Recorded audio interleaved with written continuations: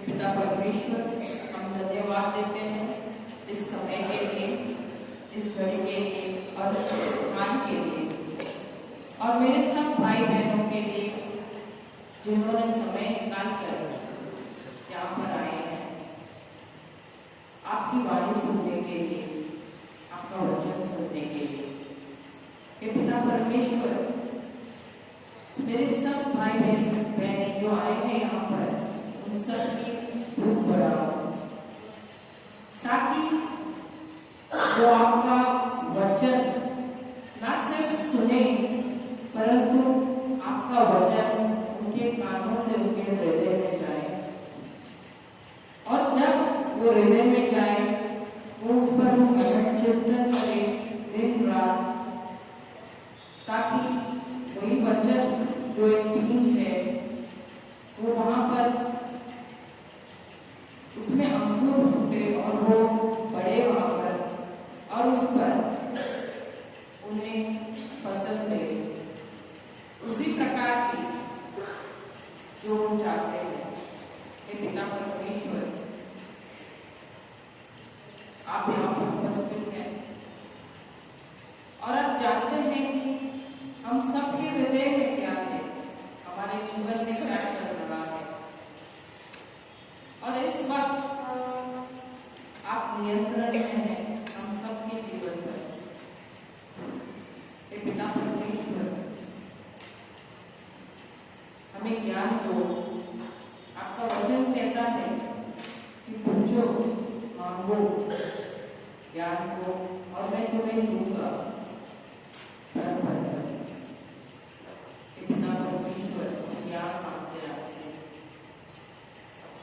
ताकि आपका जो वचन है उसका खुलासा करें और उसमें जो रहस्य छुपा है वो खोल दे पवित्र आत्मा के द्वारा, और वचन को बहुत ही सरल बनाए। पिता परमेश्वर, जो भी यहाँ पर आत्मा, बुरी आत्मा या तनाव की आत्मा है जो हमें हमारा ध्यान हटाने की कोशिश कर रही है, मैं अधिकार देती हूँ प्रभु यीशु के नाम से और उसे बांधती हूँ और यहाँ से निकाल फेंकती हूँ और वो दोबारा ना आए यहाँ पर। ये पिता परमेश्वर, आप प्रेमल पिता है और आपका वचन कहता है कि आप सिर्फ अच्छा ही देते हैं, बुराई आपसे नहीं आती है।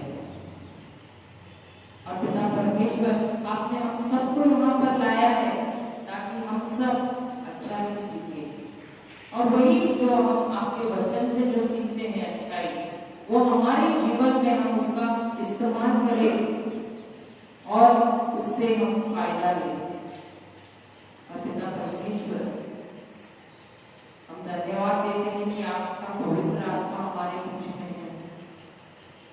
ये पवित्र आत्मा आप हमारे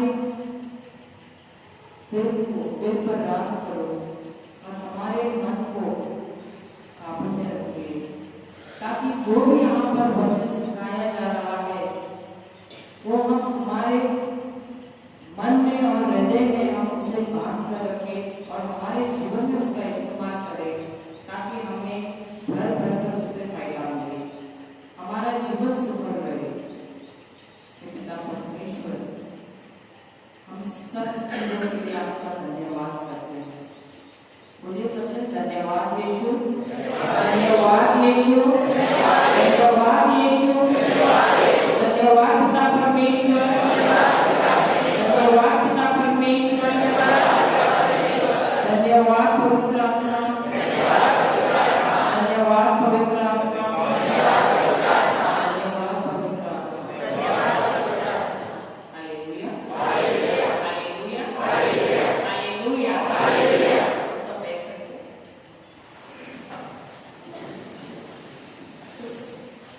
अभी कुछ देर पहले भाई ने कुछ कम सवाल आप लोगों से पूछा था, आपका भविष्य किसके हाथ में है, आपका जीवन किसके हाथ में है? कितने कहते हैं परमेश्वर के हाथ में है? अभी भी कुछ लोग सोचते हैं परमेश्वर के हाथ में है। ठीक है, हम लेते हैं नीति वचन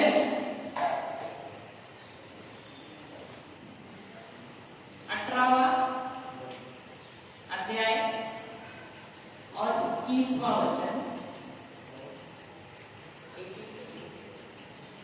नीति वचन 18वां अध्याय और 21वां वचन।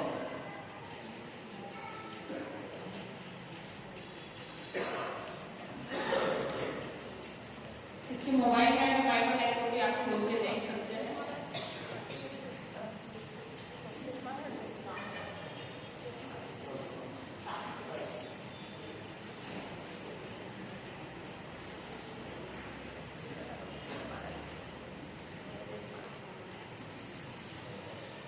जीव के वश में मृत्यु और जीवन दोनों होते हैं। जीव के साथ रहते हैं। जीव के वश में मृत्यु और जीवन दोनों। मृत्यु और जीवन किसके जीव के वश में होते हैं? पड़ोसी के। हमारे जीव के वश में क्या है? जीवन और मृत्यु दोनों होते हैं। और जो उसे काम में लाना चाहता है वह उसका फल होगा। काम में लाना चाहता है और जो उसे काबू में लाना जानता है, काम में लाना जानता है,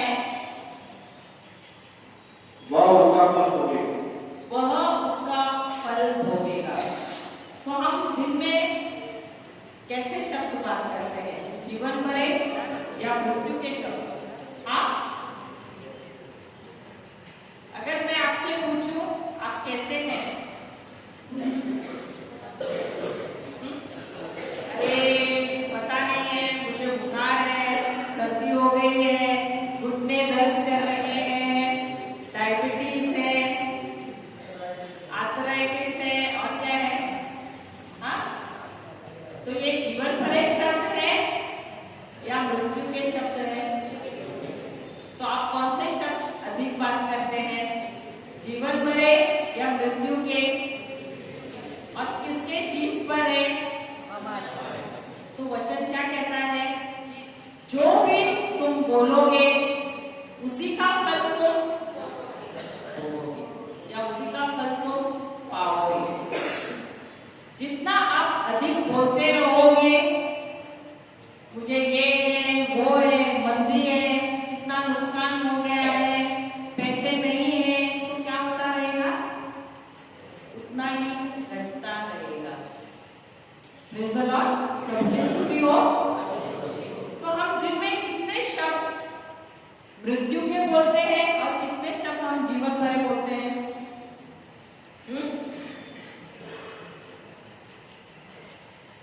कोई जवाब नहीं दे रहा है। कौन से शब्द हम ज्यादा बोलते हैं? हाँ, मृत्यु के। तो आज हमारा जीवन आज हम जहां भी हैं तो इसका कारण क्या है? परमेश्वर ने हमें ऐसा रखा है? परमेश्वर ने हमें किया है ऐसे? क्योंकि आज सुबह जब भाई पढ़ा रहे थे उन्होंने कहा कि जब परमेश्वर ने इंसान को बनाया तो उन्होंने क्या किया? इंसान को सबसे पहले क्या किया? अधिकार दिया है। ये संसार किसका है? हम भजन संहिता जो है उसमें से 115 जो अध्याय है उसमें से 16वां अध्याय हम पढ़ते हैं। भजन संहिता उसमें से 115वां अध्याय 16वां वचन। स्वर्ग तो यहोवा का है। स्वर्ग किसका है? यहोवा का है। यहोवा कौन है? परंतु पृथ्वी। यहोवा कौन है? परमेश्वर। स्वर्ग किसका है? परमेश्वर का है। फिर परंतु पृथ्वी उसने मनुष्य को दी। परंतु पृथ्वी उसने किसको दी? परंतु पृथ्वी किसको दी?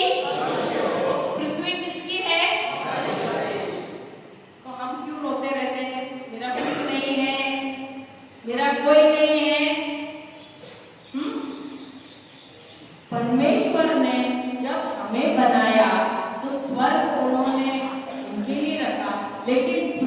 पर जो अधिकार है, जो सामर्थ्य है, वो किसे दिया है? वो हम सबको दिया है। तो क्या हम इस्तेमाल करते हैं इस अधिकार को, इस सामर्थ्य को?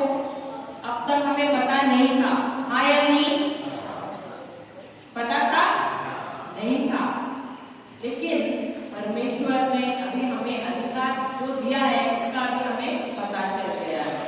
तो जब हमें परमेश्वर ने अधिकार दिया है, तो मेरे जीवन में, हम सबके जीवन में कठिनाइयां है या नहीं?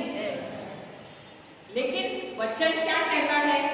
जो भी मैं बोलूंगी, नीति सूत्र 18वां वचन कहता है कि जीवन और मृत्यु मेरे जीव के वश में है। हाँ, मुझे बीमारी है, परंतु वचन क्या कहता है उसके लिए? आप सब विश्वासी हैं? विश्वासी हैं? क्यों विश्वासी हैं? सबको विश्वास है? अगर मैं कहती हूँ कि मुझे विश्वास है, तो मेरे पास प्रमाण पत्र रहना चाहिए कि नहीं? आपके पास घर है? सबके पास है? क्या प्रमाण पत्र है? हाँ, प्रॉपर्टी का प्रमाण पत्र है कि नहीं? ये तो मैं कल आके बोलूंगी ये मेरा घर है, आप निकल जाओ, तो आप निकल जाएंगे? क्या कहेंगे आप? मेरे पास प्रमाण पत्र है। सही बात है कि नहीं? तो उसी तरह से अगर मैं कहती हूँ कि मुझे विश्वास है, तो उसका प्रमाण पत्र क्या है? अगर बीमार है तो मैं बोलूंगी अरे आप तो बीमार है, तो आप बोलेंगे हाँ मैं बीमार हूँ। लेकिन यीशु ने हमें कोई कुछ तो प्रमाण पत्र दिया है ना, जो कहता है कि उन्होंने मुझे चंगाई दी है। कहा है कि नहीं? क्या पहली बार सुन रहे हैं? हाँ, तो क्या प्रमाण पत्र है? 1 पीटर 2:24। अगर आपसे कोई पूछता है तो मैं आपको बताती हूँ कि आपको झूठ नहीं बोलना है कि नहीं बहन बोल रहे कि हम बोल रहे हैं ऐसे वचन नहीं कि हम बीमार है, तो हमको ऐसा नहीं बोलना है। ठीक है, वास्तविकता ये है कि मैं बीमार हूँ, परंतु वचन क्या कहता है? वचन सत्य है या झूठ है? प्रभु का वचन सत्य है या झूठ है? जो दिखाई दे रहा है वो वास्तविकता है, लेकिन वो सच्चाई नहीं है। सच्चाई क्या है? सच्चाई क्या है? यीशु ने क्या कहा है? क्या सच्चाई है? उनका वचन, बाइबल जो है वो सच्चाई है। तो बाइबल क्या कहता है हमारे बारे में? हम पढ़ते हैं 1 पीटर 2:24। वह आप ही हमारे पापों को, वह यानी कौन? यीशु। आप ही हमारे पापों को अपनी देह पर लिए हुए क्रूस पर चढ़ गए। अपनी देह पर लिए हुए कहां पर चढ़े? क्रूस पर चढ़े, जिससे हम पापों के लिए मर करके, जिससे हम पापों के लिए मर करके धार्मिकता के लिए जीवन बिताए। धार्मिकता के लिए जीवन बिताए। ताकि हम, यीशु क्यों मरे क्रूस पर? ताकि हम पापों के लिए मर जाए और धार्मिकता के लिए हम जिए। तो पाप क्या रहता है? कौन सा पाप? कौन से पाप के लिए मरे यीशु? अच्छा, एक छोटा बच्चा जो पैदा हुआ है, 3 महीने का बच्चा, क्या वो पाप कर सकता है? कोई कहता है यहाँ पर एक छोटा 3 महीने का बच्चा पाप कर सकता है? क्या वो पापी है? कौन ना बोल रहा है? कौन ना बोल रहा है? 3 महीने का बच्चा पाप कर सकता है? कितने जनों ने हाँ कहा? 2 जन, बाकी सब कहते हैं कि नहीं कर सकता। ठीक है, आपके घर पे, किसी के घर पे छोटा बच्चा पैदा हुआ है कभी?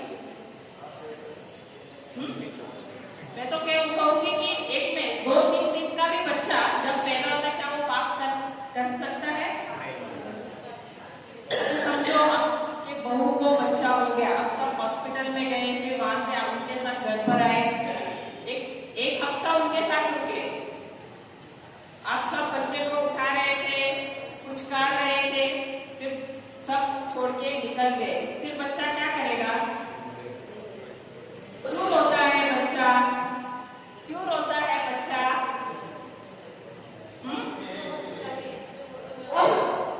वो स्वार्थी है। सही बात है कि नहीं? वो स्वार्थ कहाँ से आया? क्योंकि उसे लगता है कि सब मेरा ख्याल रखो, मुझे उठाओ और मुझ पर ही ध्यान दो। सही बात है कि नहीं? तो ये पाप हुआ कि नहीं? जब हम हमारे बारे में सोचते हैं तो पाप हुआ या नहीं? ये पहले सोचा था आपने कभी? एक दिन का भी बच्चा पाप कर सकता है कि नहीं? लेकिन हम पापी नहीं थे। जो बच्चा जब पैदा होने से पहले माँ के पेट में बीज के रूप में भी जब रहता है, वो बच्चा पापी ठहराया जाता है। क्यों? उसने पाप नहीं किया है, लेकिन वह पापी ठहराया गया है। समझा? क्यों? क्यों? क्योंकि आदम और हव्वा ने क्या किया था? उन्होंने आज्ञा का पालन नहीं किया था। अब समझ में आया? तो इसीलिए वो जो शुरुआत में जो पाप आया, हम सब में वो पाप बिना फॉल्ट के आ जाता है। भले हमने पाप किया हो नहीं किया हो, फिर भी जिस वक्त एक स्त्री गर्भवती बनती है, उसी वक्त वो बच्चे के ऊपर पाप आ जाता है, उसमें आ जाता है ऑटोमेटिकली। इसीलिए हम क्यों बच्चे को जब पैदा होकर के बपतिस्मा में क्यों लेकर आते हैं 40 दिन के अंदर, ताकि वो उस पाप से निकल जाए। Praise the Lord, praise the Lord. तो यीशु क्यों सूली पर चढ़े? और पाप क्या है? पाप का अर्थ क्या है?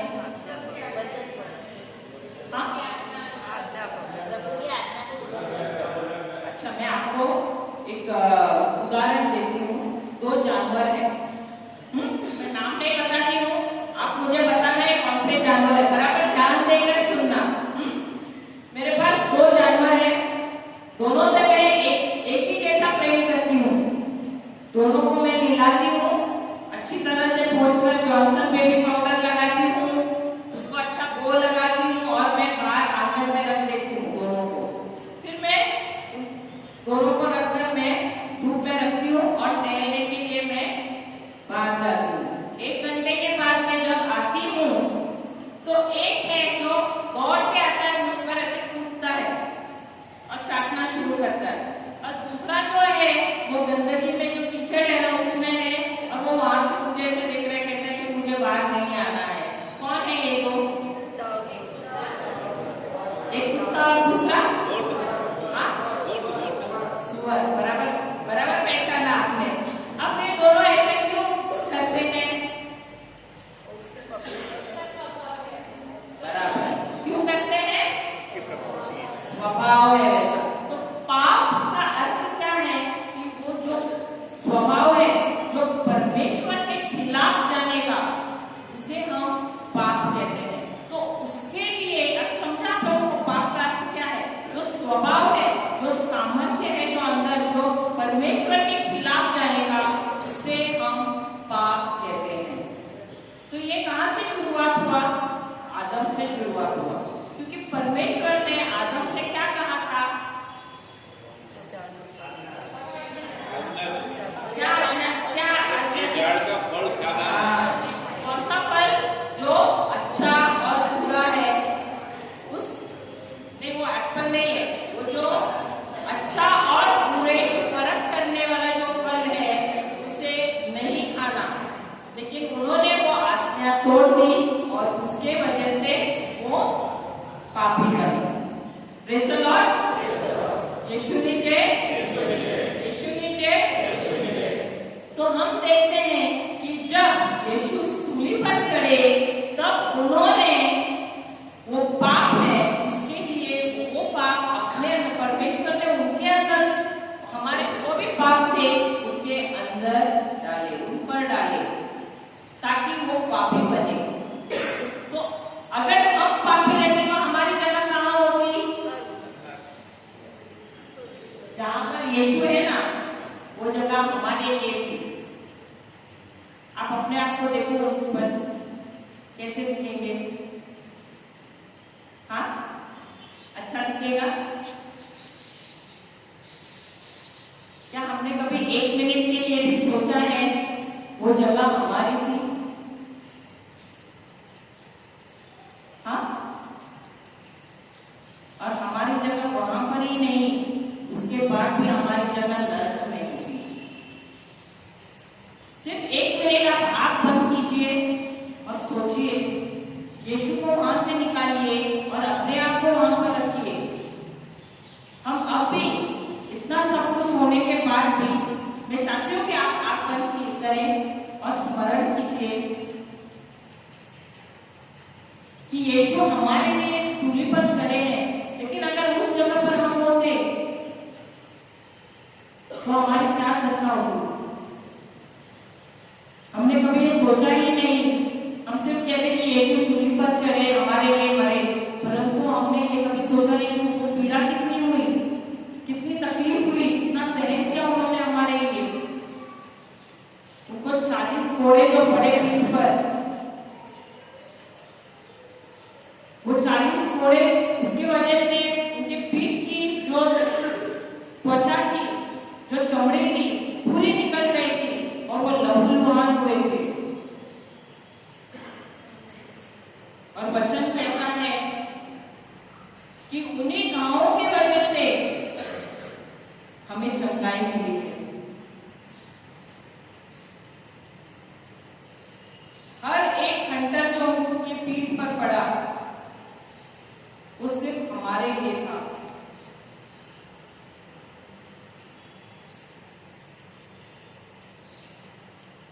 आपके शरीर में अगर कोई भी बीमारी है तो आप सिर्फ यीशु को देखिए, उनके पीठ पर फोड़े पड़ रहे हैं और वो लहूलुहान है।